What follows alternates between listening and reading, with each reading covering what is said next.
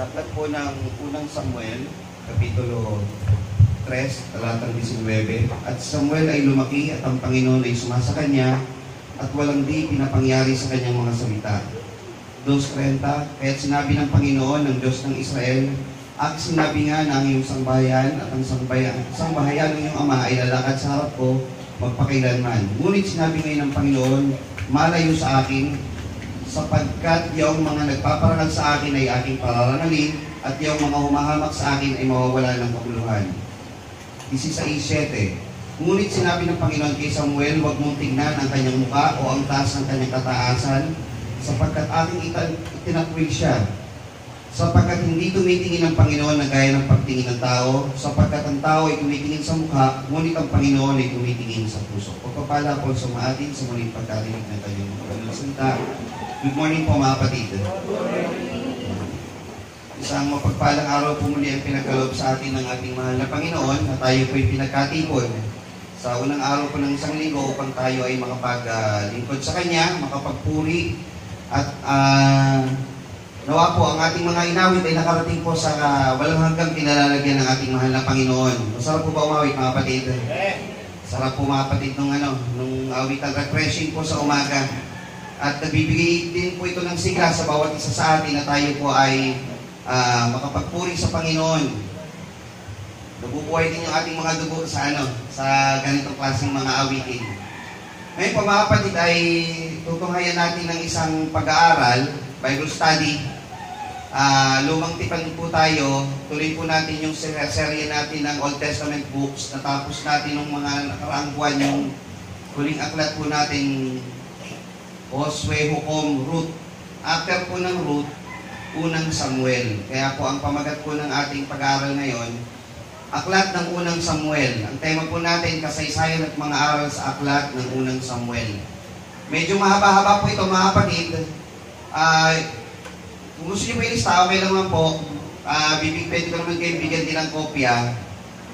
Ang ipapakita po natin mga kapatid, kumbaga po ito baga tayo ay nasa loob ng bus, pupunta tayo sa isang malayong lugar, hindi ko po maiisa-isa sa inyo lahat ng ating dadaanan para ko tour guide. Ang masasabi ko sa inyo habang umandar yung bus, tumingin kayo sa kaliwa, makikita niyo yung ganitong building, yung mga mga kapatid, yung mga pangunahing pangyayari sa biyahe natin. So, sa buong aklat po ng unang Samuel, papakita natin mga kapatid yung summary ng bawat kapitulo, saka yung mga highlights po nito, saka kung ano po yung pinaka-tema ng aklat para tayo bilang mag-aaral ng Panginoon ng Biblia ay magkaroon po ng karagdagang kaalaman po tungkol sa aklat po na ito. Para saan po ba ito sinulat? Sino po yung mga karakter na pangunahin dito? Ano yung mga nangyari dito? So pag tayo nag-aaral po ng mga aklat sa Biblia, mas madali po nating mabibigyan yung pala yun. Natatanda ko may nasabi ng ganon sa parte ng kapitulo na yan. So yun po yung mga matatandaan natin sa paggawa po nito o paggawa po ng pag-aaral gaya po nito. At ang unang Samuel po mga kapatid ay naging turning point sa mga Israelita hanggang sa panahon po natin ngayon dahil ito po yung nagkaroon ng gitna sa pagbabago ng pamahalaan. Papakita po natin sa inyo mamaya kung ano po yung pagbabago sa pamahalaan o pamamahala sa angkan ni Israel na tumatagos din po hanggang sa panahon natin sa kasalukuyan. Ang binasa po natin ay yung tatlong pagsambatayan po nito dahil po maraming tema po ang nilalaman ng unang Samuel. Pero pinili lang po muna natin yung tatlo. Yung 3:19, kung saan ipinakilala po dito si Samuel. Sa 2:30, ipinakita naman po dito yung pagpapasya ng Panginoon na kung saan, ang sabi niya rito, sapagkat yung mga nagpaparangal sa akin ay aking pararangalan, yung humahamak sa akin ay mawawala ng kabuluhan. Ibig sabihin, kayo po ba mga kapatid, gusto niyo ba parangalan ng Panginoon? Ginagawa niyo po bang parangalan ng Panginoon? So kung pararangalan kayo ng Panginoon, pararangalan din kayo ng Panginoon. Bibigyan kayo ng kagantihan. At kung kayo humahabak sa Panginoon, mawawalan kayo ng kabuluhan. Meron kayong patutunguhan hindi nyo nanaisin. Yan. Hindi nyo magugustuhan. At sa pangatlo, yung pagsambatayan naman kung saan tinawag na ni Samuel si David, so si Samuel, inutusan ng Panginoon na pumalal ng panibagong hari, pumunta siya kay Jesse, tapos pinili ni Samuel yung unang mga anak ni Jesse, pero sabi niya, ng Panginoon, hindi yan. So sinabi ni Samuel dun yung kay Jesse, hanggang sa dumating yung pinakabunso, si David. Sabi ng Panginoon, huwag mong tignan yung mukha ni David, kasi maliit si David eh.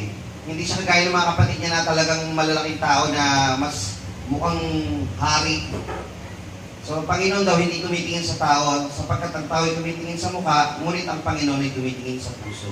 Paano daw tumingin ang Panginoon sa isang tao?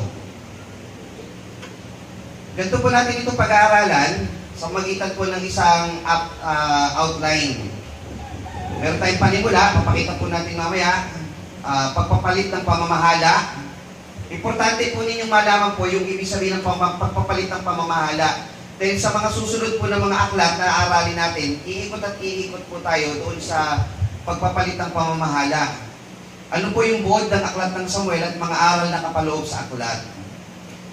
Konting kaalaman, sa King James Version, makikita po ninyo sa mga aklat ng Biblia, meron tayong unang Samuel, ikalawang Samuel. Tama po ba? Unang hari, ikalawang hari, unang kronika, ikalawang kronika. Pero sa original po nito, hindi po ganoon. Ang makikita nyo, yung unang at ikalawang Samuel, ang tawag lang po doon sa Hebrew Bible ay Aklat ng Samuel. Walang hati po yun, 10 yun. Yung hari at saka kronika, dalawang aklat lang din yun. Yung unang hari at ikalawang hari, ang tawag po doon, unang hari. At yung unang kronika at ikalawang kronika, tinatawag po yung ikalawang hari na aklat. So 3 books lang po siya talaga. Pero sa atin, sa King James Version, 6 na aklat siya. So baka ma-confuse lang kayo sa mga ibang nagpapaksa nito, at least alam nyo. Sa atin kasi, King James Version ang ginagamit po natin. Karagdagan pa po, si Samuel ay ang huling hukom sa Israel na inilagay ng Panginoon. Ayan po yung talata. Si Samuel din ay tinatag na maging propeta ng Panginoon. Ito po yung talata niya. At si Samuel din ay tinawag din, o tinalaga din ng Panginoon bilang saserdote. So, kakaiba po si Samuel. So, bilang pag-aralan tayong mga hukom, kagaya ni Gideon, Jepte, Samson, si Samuel hukom din. Meron tayong mga propetang kilala, sina Moises, di ba? Propeta rin po si Samuel, kagaya ni Isaias, Jeremias, Ezekiel. Propeta rin po si Samuel. Si Samuel ay saserdote rin, kagaya ni Aaron. Yan. Eli, saserdote din po siya. So, napakakaibang karakter ni Samuel kasi marami siyang katungkulan bilang siya si Samuel. Hindi po lahat nagkaroon ng ganito, parang siya lang yata ang nagkaroon ng ganitong kalalagayan. Si Samuel din po, mga kapatid, ang kanyang, ang pronunciation niya ay Shmuel. Shmuel. Yan. Nang ibig sabihin po ng Shem ay name, tapos yung L, di ba, God? So, pagka pinaghalo po yun, name of God. O sa ibang salita naman, God hears or God has heard. Kaya po si Samuel, nung pinanganak siya ni Ana o ni Hannah sa English, ang pinangalan ni Ana sa kanyang anak ay Samuel o Shmuel. Dininig ng Panginoon ng aking dalangin. Dahil si Hannah ay hindi magkaroon ng anak. So, nagkaanak siya, pinangalanan niyang dininig ng Diyos ang aking panalangin. So, kada tatawagin niya, Samuel, Samuel. Naaalala niya yung istorya kung paano nabuhay ito si Samuel. Diba? Dininig ng Panginoon ang aking dalangin. Lagi matatandaan niyan, Samuel. The name of God. Ngayon, ito po naman po yung pagpapalit ng pamamahala. Ang Israel po ay nag-umpisa sa tinatawag na theocracy, kung saan ang Diyos po ang namamahala o namumuno sa Israel. Lahat ng utos, direktang galing sa Panginoon, tapos pinapabatid na lang niya sa kanyang saserdote, tagapanguna, gaya ni Moises, o tinatawag na, may tao siya pinakausap para ipaabot sa mga tao. So lahat ng utos sa Panginoon galing. Ang tao o ang Israel ay sa Diyos kumukuha ng order. Ang namumuno ay ang Panginoon. Dumating din yung stage ng pamamahala sa mga tao, tinatawag na anarchy o anarkiya.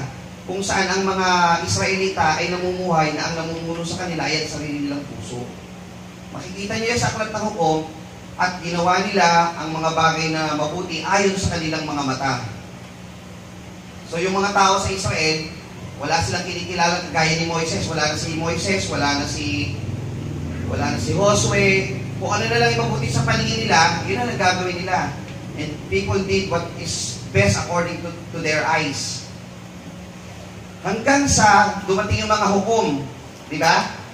Pero yung mga namumuno sa kanila, pero namumuhay pa rin sila kung ano gusto ng puso ng mga tao. Hindi pa rin sila sumusunod ng tuwiran sa Panginoon. May mga Diyos-Diyosan nga sila eh.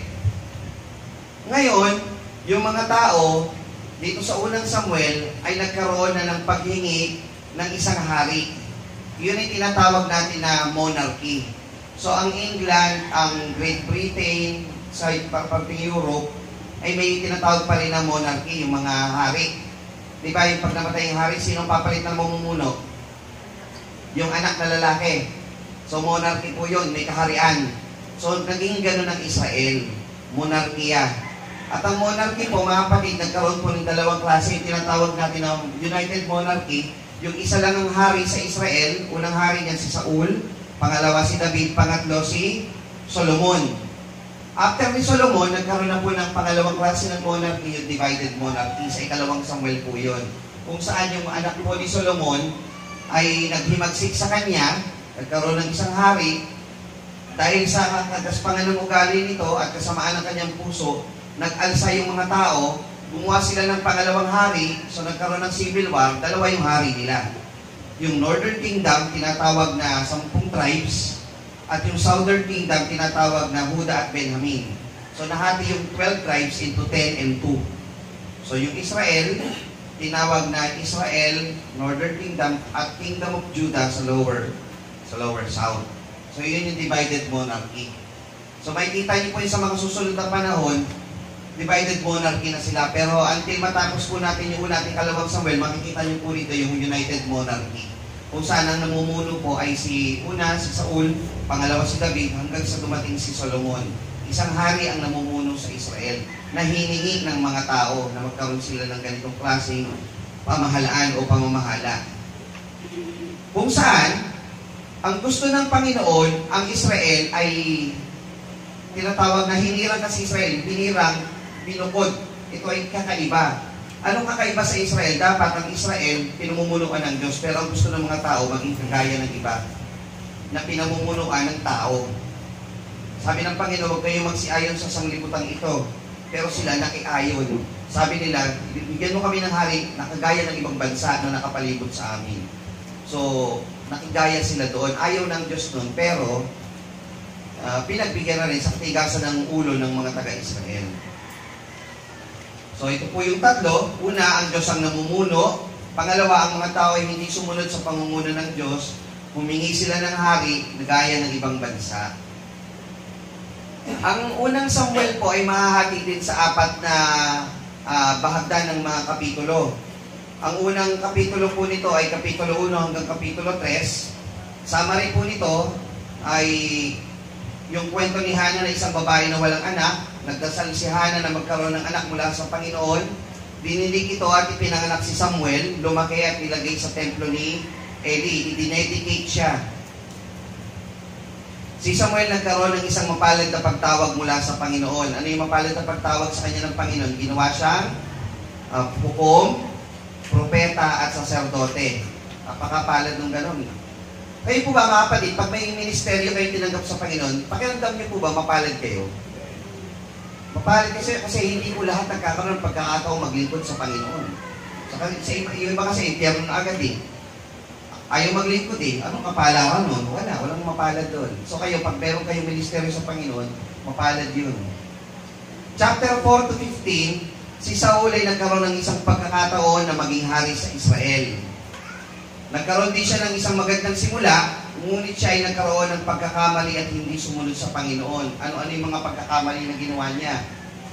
Si Saul ay nagkaroon ng pagkakataon na patayin si David, ngunit hindi siya nagtagumpay sa kanya. Diba, ang daming pagkakataon gustong patayin ni Saul si David. Chapter 16 to 31, ito naman yung pagkakataon na si David naman ay nagkaroon ng yung istorya naman niya. Si David ay nagkaroon ng pagkakataon na maging hari sa Israel. Nagkaroon siya ng magandang simula at siya ay nagpakita ng kabanalan at pagtitiwala sa Panginoon. So sobrang ganda ng buhay ni David, napakaraming aklat ang kanyang isinulat na paborito nating basahin. Ano po yung aklat na isinulat niya? Awit. Napakadami po niyang isinulat doon sa aklat ng awit na patuloy po natin binabasa. Ang pinakasikat po doon, yung The Lord is my shepherd, o yung Panginoon na aking pastor. Yung kabuuan po noon, si David po yun. Bagaman may ibang rin sumulat sa parte ng awit. Si David ay nagkaroon ng pagsubok at pagkakamali, ngunit siya ay nagpakita ng tiwala at pagmamahal sa Diyos. Ang kaibahan kay David at kay Saul, si Saul pag nagkamali, hindi umaadmit ang pagkakasala. Pag umadmit man siya, wala siyang follow-up na pagbabago. Si David, pag nagkamali, hihingi siya ng patawad, ngunit gagawa siya ng pagbabago. Sa bagong tipan, tinatawag yung kalumbayang mula sa Diyos. Ang tunay na kalumbayang mula sa Diyos, humihingi ng tawad, gumagawa ng pagsisisi at gumagawa ng paraan.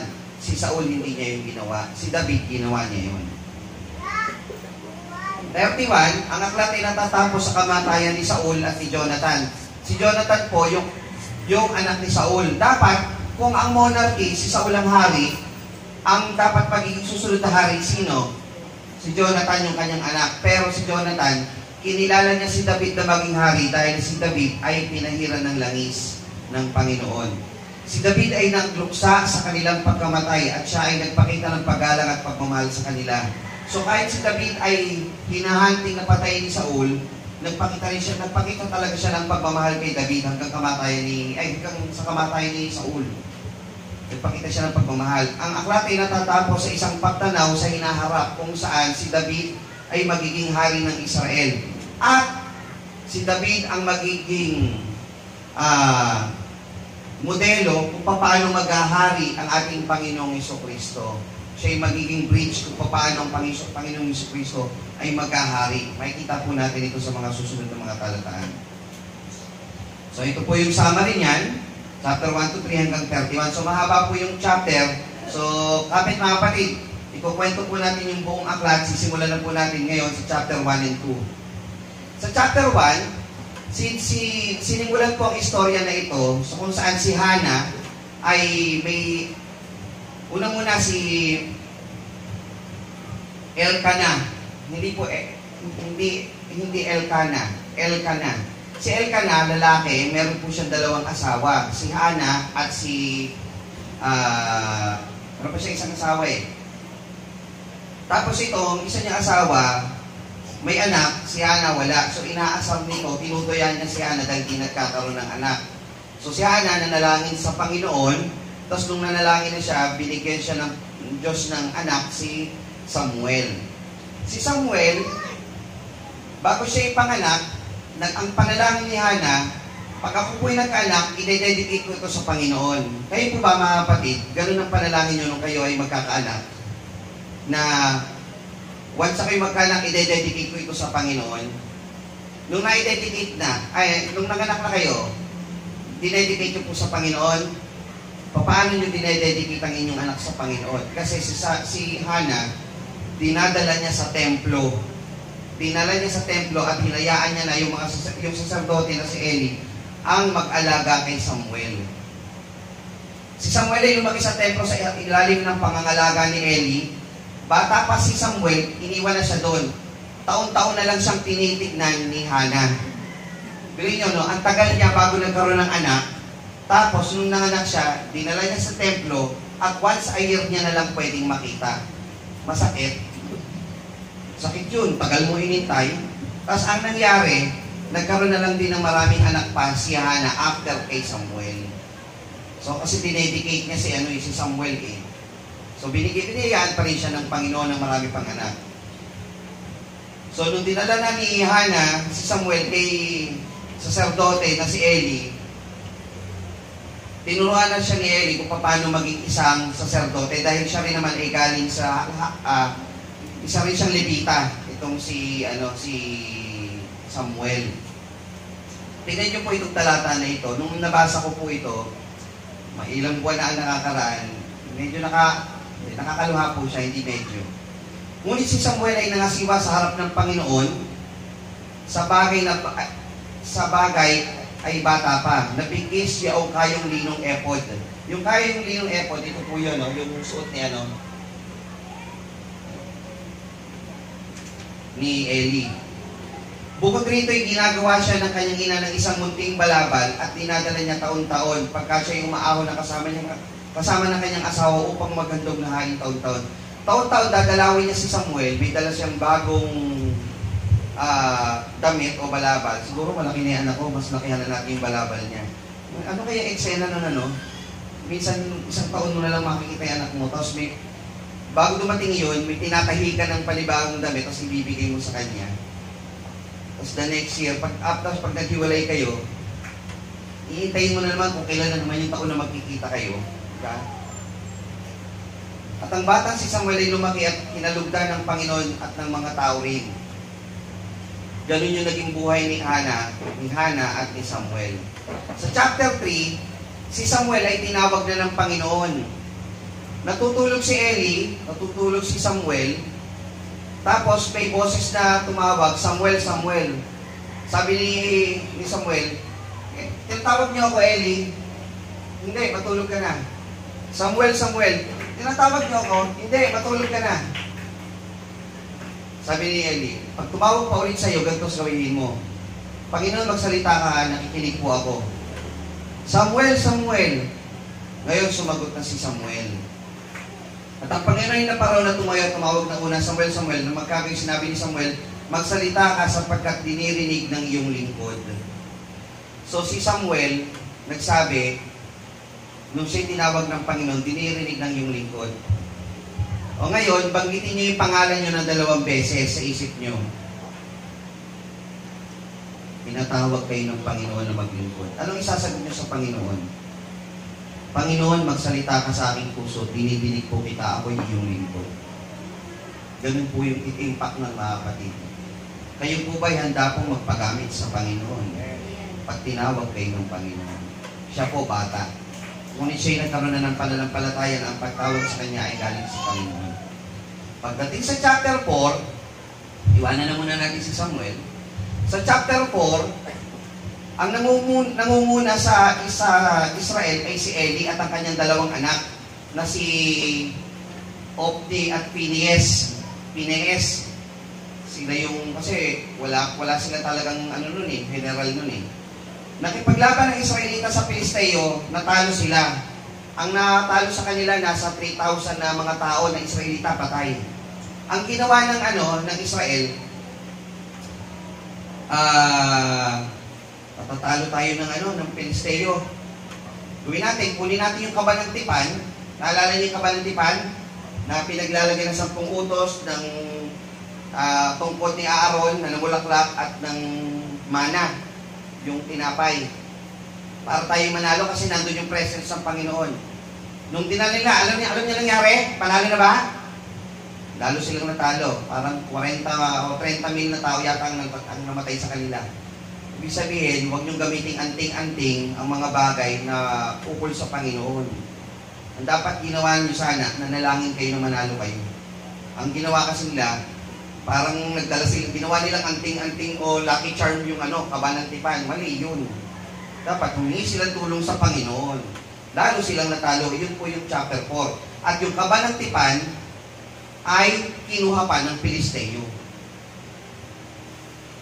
Ngayon, nung kinuha na ng Pilisteo, yung kaba ng tipan, ito po yung tsura nun. Sabi siya, parang ganito na nandun. Hindi po pwede buksan niya. Pag binuksan niya, mamamatay po kayong diretsuhan. O walang pagsala kayong mamamatay. Pag binuksan niya, hindi pwede buksan yan. Ang magbubukas lang yan, yung high priest lang. So, nung panahon na yun, si Eli ang high priest. So, siya lang ang pwede. Kinuha nila yan. Ngayon, nung kinuha nila yan, dinala nila ngayon doon sa kanilang Diyos-Diyosan na si Dagon, mga Pilisteo. Si Dagon, ang itsura nun, ulo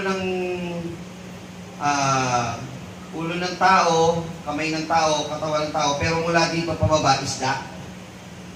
Ganun yung itsura, Diyos-Diyosan nila yun Pagdala nila doon, yung Diyos-Diyosan nila, bumagsak. Bumagsak. Tapos ginawa ng mga Pilisteo, itinayo nila ulit yung Diyos-Diyosa nila. Nung tinayo na nila, kinabukasan, bumagsak ulit. Putol na yung ulo, putol na yung braso.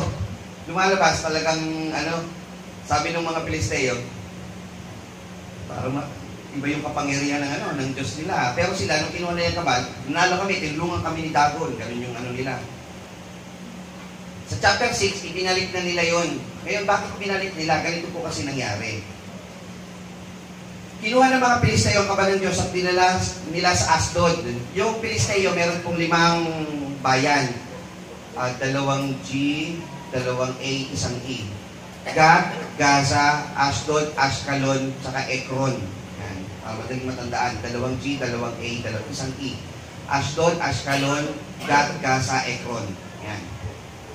Dinala nila sa Asdod sa unang bayan. Nung dinala doon, kinapilis na yung kabal ng Diyos, pinasok sa bahay ni Dagon, nilagay sa tabi ni Dagon.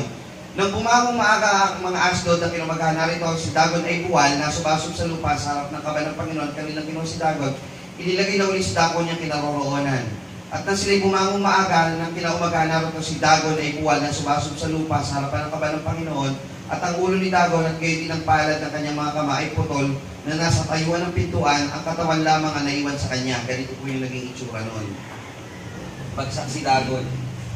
Shoko yata ito eh. Ganun. Ngayon, nasa kanila yung kaban.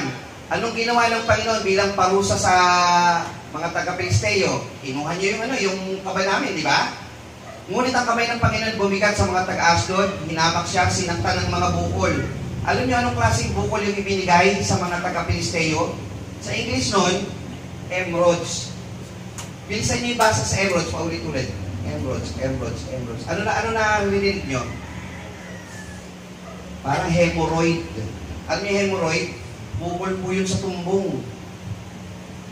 So kung tuwing kayo uupo, namamagayan, nagnananayan, iiyak kayo sa sakit. So lahat ng Pilisteo sa Asdod, nagkaroon ng bukol sa kanilang puwet.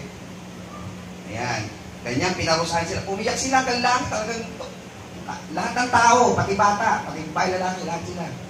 Ganon. So sa tuwing kayo uupo, mararamdaman nyo. Ang sakit. Alam nyo ginawa ng taga-Asdod? Sinasaktan tayo ng Panginoon. Dalhin sa Ashkelon. Dito sa kabilang bayan, nagkaroon din. Kabukol din, pinarusahan din sila. Alam nyo ginawa nito? Kaysa isa ulit. Dinala doon sa Ekron.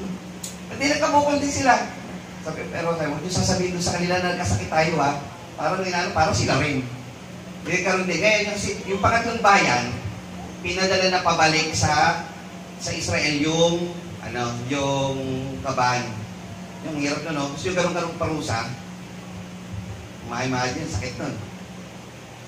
Ngayon, dumating yung pagkakataon sa Kapitulo 8 na bago yun, di ba nakipaglaban nakasama ng kaban ng Tipan, ang nanguna doon, yung 2 anak ni Eli. Namatay si Eli, yung 2 anak niya, tapos naibalita sa bayan. Si Eli, natatay ng 2 anak niya, napaatras doon sa pintuang bayan, tataliso, tumama yung ulo doon sa na inatake, patay. So, ngayon, ang saserdote na bumangon, si Samuel na. Siya na yung susunod in line na maging high priest ng Israel. Ngayon, sabi niya, ng mga tao, Samuel, ikaw ay tumatanda na. Matagal na panahon na rin lumipas eh. Tumatanda ka na, Samuel. Yung mga anak mo, may anak pa rin si Samuel. Masasama din yung mga anak mo, hindi naman mabubuting mga anak. Hindi mo na kami mapapamunuan, bigyan mo na kami ng hari. So binigyan sila ng hari ni Samuel at ang napili po ay si Saul mula sa tribo ni Benjamin. At nangyari na si Samuel ay matanda na at kanyang ginawang hukom sa Israel ang kanyang mga anak. At ang kanyang mga anak ay hindi lumakad sa kanyang mga daan, kundi lumingap na mahalay, nakapangirabangan, at tumanggap ng mga suhol at sinira ang paghatol. Yung ginagawa ng mga anak. Saserdote yung mga anak niya. May corruption na rin, Nang magkagawin, nagpisa ng mga matatanda ng Israel, taparon kay Samuel sa Ramatha. At kanila sinabi sa kanya, narito ikaw ay matanda na at ang iyong mga anak hindi lumalakad sa iyong mga daan. Dagyan mo kami ng isang hari upang humatong sa amin gaya ng lahat ng bansa. Chapter 8, verse 5. So humingi sila gaya ng ibang bansa. Chapter 10, pinahiran lang si Saul at siya po ay pinili na maging hari. Si Saul, sabi niya, mababang tao lang ako, galing sa maliit na bayan ng Benjaminita. So may maganda yung simula ni Saul, siya, yung may humility siya. Tapos, maganda rin simula niya, bago siya lumaban, nananalangin, nananalo siya. Ganun. Binigyan siya ng babala ni Samuel, sabi, sa susunod mong laban, sa ikapitong araw, maghahandog muna ako para manalo kayo. 7th day na, hindi pa dumadating si Samuel. Alam niyo ginawa ni Saul, siya yung naghandog. Hindi siya saserdote. Bawal yun, di ba? Saserdote dapat maghandog. Inunahan niya si Samuel. Nagalit si Samuel. Kaya si Saul, sabi niya, nagalit ang Panginoon sa'yo. Nagkamali si Saul sa harap ng Panginoon.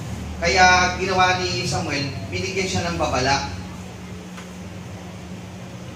Si Jonathan, sa kabilang ibayo naman, nakikipaglaban, nanalo rin si Jonathan gamit po ang kasama lang niya na armor bearer, yung tagapagdala niya lang ng sandata.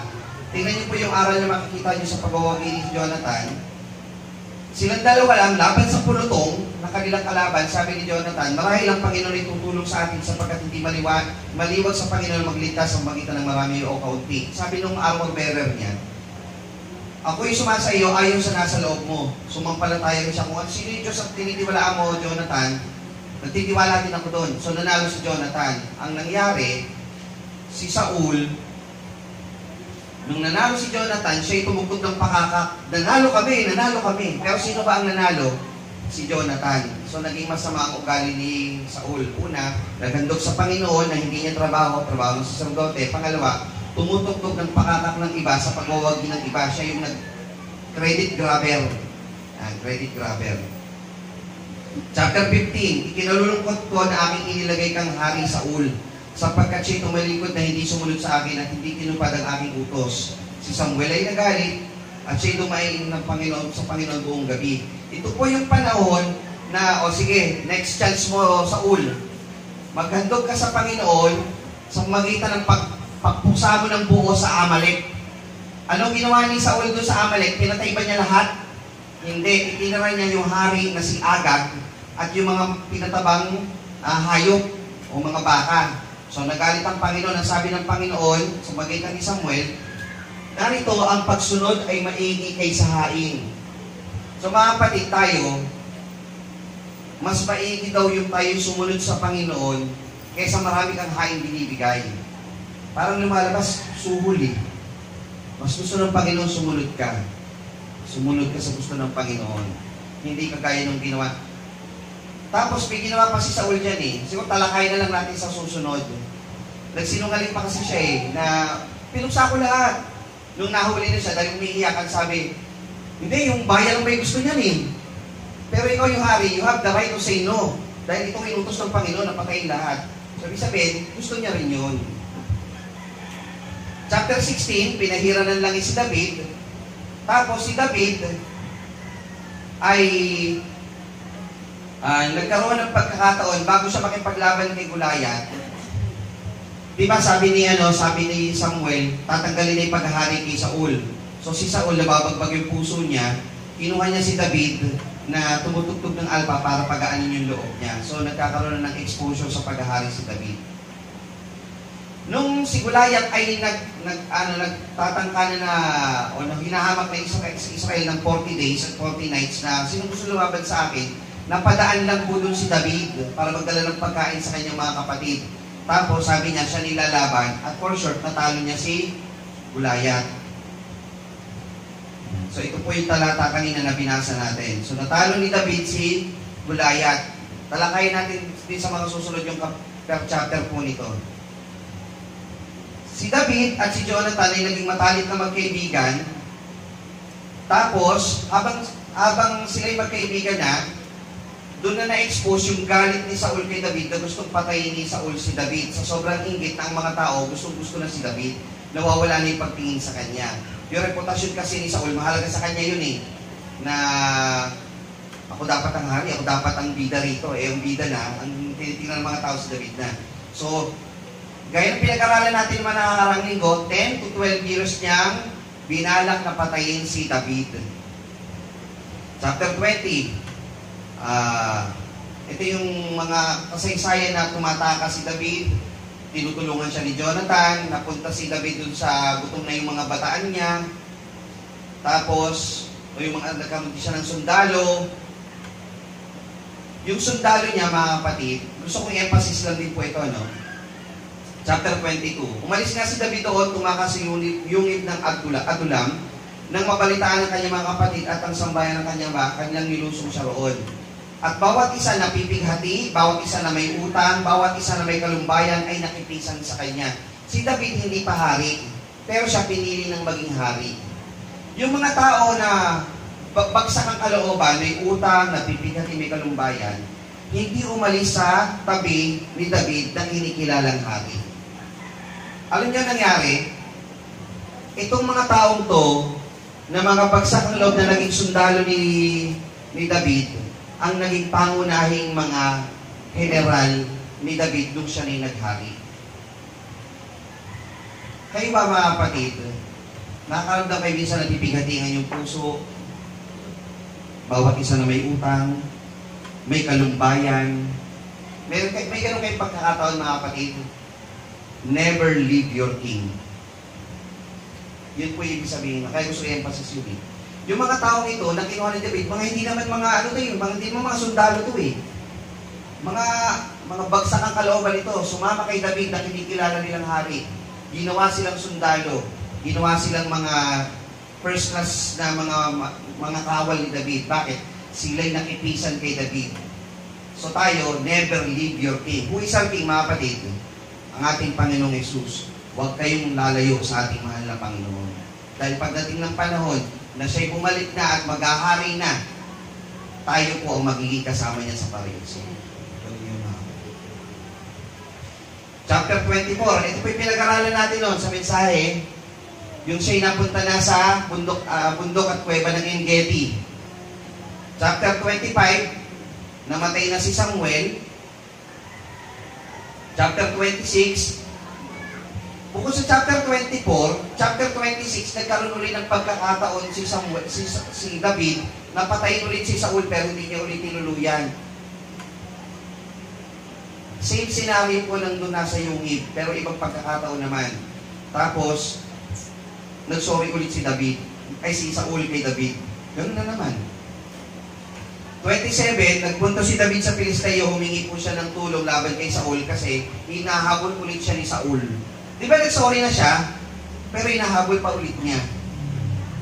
Di ba? Paano kasi pagsasorry yung walang pagbabago? Kaya si David, nagpunta sa Pilisteo, doon naghanap ng pagtataguan. Chapter 28, nung si Saul ay wala ng sagot na nakukuha sa Panginoon, patay na rin si Samuel, wala na siya makausap, pumunta siya sa Endor. Nakausap niya yung babaeng encantador para pabangunin mula sa hukay yung kaluluwa ni Samuel upang makausap. At sinabi ni Samuel, in 24 hours, ano ko na lang po, shortcut ko na lang ha, in 24 hours, mamamatay ka na, kukuhanin na yung buhay. Dinalaman mo tuloy yung tanin ng buhay mo. Nalaman mo tuloy dahil kinausap mo si Samuel eh. Ngayon, namatay siya dun sa chapter 30-31. Nung dito na sa dito sa chapter 30 o 31, may paglalaban yung mga Pilisteo at si Saul. Natalo yung Israel. Last chapter na po ito. Natalo sila. Mapapatay ni si Saul. Alam niyo ginawa ni Saul doon sa kanyang armor bearer o tagapagdala ng kanyang sandata? Ito ang ang armas ko. Ikaw na ang pumatay sa akin kaysa mapatay ako ng kalaban. Mas may karangalan yun. Kaysa sabihin ng kalaban, sila ang nakapatay sa akin. Sabi nung ayoko po, hindi ko magagawa. Ginawa ni Saul, itinumbay yung kanyang armas, hinigaan niya ganyan, tapos, pakamatay na lang siya. Hanggang sa uling sandali, reputasyon pa rin niya ang importante sa kanya, hindi yung karakter. Kaya hindi maging maganda yung Maganda yung simula ni Saul, pero namatay siya na hindi maganda ang kanyang ang kanyang buhay. Ngayon, ito po yung mga huli na pantapos na natin. At ang pagbabakay lumubha laban kay Saul at inabutan siya ng mga mamamana at siya'y totoong nahirapan dahil sa mga mamamana. Nang magkagi sinabi ni Saul sa kanyang tagadala ng sandata, bunutin mong yung tabak at palagpasan mo ako niyaon, baka dumating ang mga hindi tuling ito at ako'y palagpasan at ako'y kanilang pahirapan, ngunit ayaw ng kanyang tagadala ng sandata. Sapagkat siya'y totoong natakot, kaya kinuha ni Saul ang kanyang tabak at nagpakabuwal sa kanyang tabak. Diba? Yung sandata na kukuhanin nung armor bearer kay Saul kasi yun. Yan, dito po tayo magtatapos. Ito po yung apat na main character po sa unang Samuel. Si Eli, nagkaroon siya ng kulang ng pagdidisiplina sa kanyang mga anak. Naging itong mga anak niya na naging mga suwel pasamain. Ano inyong ginawa? Pero hindi naman niya talaga tinatanggalan ng katungkulan yung mga anak niya. Huwag po maging ganun. Nang mabuting si Samuel, naging mabuting lingkod sa Diyos mula sa pagkabata. So, maganda po bang karakter si Samuel na maganda nating gawing modelo o turingan? Amen. Si Saul, naging mabuti ang simula, ngunit nagtapos na masama. Mas minabuti niya ang kanyang reputasyon kaysa sa kanyang karakter. Huwag po maging ganun, mga kapatid. Kailangan, pakababa ka, hindi importante yung ano sasabihin ng tao sa iyo, importante yung sasabihin sa iyo ng Panginoon. Kung ano tingin sa akin ng tao, basta mahalaga, kung ano yung gusto ng Diyos. Si David, naging mabuti sa harap ng Diyos. Sabi siya, magiging isang mabuting hari at may pananampalataya sa Diyos. Sabi po doon sa bagong tipan, he is a man after God's own heart. Ito po yung aral ko na isa pa natin makukuha dito. Parangalin ng Diyos kapag ikaw ay isang hinirang. Maging isang karangalan ang pagiging lingkod ng Diyos. Hindi kagaya ni Saul, naging lingkod ng Diyos, pero hindi niya naparangalan ng Diyos ayon sa kanyang katungkulan. Si Eli, naparangalan naman niya, ngunit kulang, dahil dapat dinisiplina niya yung kanyang mga anak. Pinarangalan ni Samuel ang Panginoon sa pagitan ng kanyang ministeryong tinanggap. Ganon din si David. So ito po yung pinapakita rito. Parangalan mo ang Diyos kapag ikaw ay isang hinirang. Kapag ikaw ay anak ng Diyos, parangalan mo ang Panginoon sa magitan ng isang tawag na Kristiyano. Diba? Sa talatay mga palit, sapagkat ang bawat nagbabata na gaya ng isang Kristiyano ay huwag mahiya, ngunit kundi parangalan ng Diyos. Yan ang isang talata. Huling talata, Gawa 13:20 hanggang 23. Ito po yung summary ng unang Samuel. At pagkatapos sa mga bagay nito, ay binigyan sila ng mga hukom hanggang kay Samuel na propeta. Pagkatapos ay nagsingi sila ng hari at binigyan ng Diyos sa kanila si Saul, na anak ni Kis, na isang lalaki sa angkan ni Benjamin sa loob ng 40 taon. So 40 years naghari si Saul. Sinayang niya yung 40 years. Nang siya'y alisin niya, ibinangon niya si David upang maging hari nila. Siya rin namang pinatutuhanan niya, sinabi, nasumpungan ko si David na anak ni Jesse, na isang lalaking kinalulugdan ng aking puso, nagagawa ng buong kalooban ko. A man after God's own heart. Siya lang po nagkaroon ng ganyang titulo sa buong Biblia, sa mga pangkaraniwang tao. A man after God's own heart, nagagawa ng buong kalooban ko. So susunod po mga kapatid, papakita natin ano yung buong kalooban ng Diyos na ginanap ni David. Sa binhi ng taong ito, na si David, ayon sa pangako, ang Diyos ay nagkaloob ng isang tagapagligtas na si Jesus. Sabi kasi, mula sa binhi ni David. Kaya si David, makikita natin maganda ang reputasyon, dahil kung pangit ang reputasyon niya, hindi doon kukuhanin ng Panginoon ang kanyang binhi. Ngayon mga kapatid, bilang pagtatapos, sabi sa Mateo, lumiwanag na kayo ng inyong ilaw sa harap ng mga tao upang makita nila ang inyong mabubuting gawa at kanilang purihin ng Diyos. So, luwalhating nila ang Diyos So magitan nito, di ba? So magitan ni David ay may pakikilala ang Panginoong Diyos. So magitan natin lahat mga kapatid, sa magitan ng kabutihan at mabubuting gawa ng bawat isa sa atin, ay maipakikilala rin natin ang ating Panginoong Diyos. Maging karangalan po sa atin na tayo tinawag na anak, maging karangalan po sa atin na tawaging Kristiyano, dahil ito po ay isang karangalan na makapaglingkod sa ating Panginoon at matutunan natin ang mga bagay na tinuturo ng Panginoon sa bawat sa atin. At may pangako po yan, buhay na walang hanggan. At yan po ang nilalaman ng buong aklat po ng unang Samuel. Muli, isang magandang umaga po sa inyo lahat mga kapatid. Nawa po ay nagkaroon tayo muli ng karagdagang kalaman mula po sa Biblia at tutungayan po natin sa susunod po yung ikalawang sulat ni Samuel. Muli, maraming salamat po sa inyo lahat. Purihin ang ating mahal na Panginoon. Tayo po'y sama-samang manikluhod at manalangin.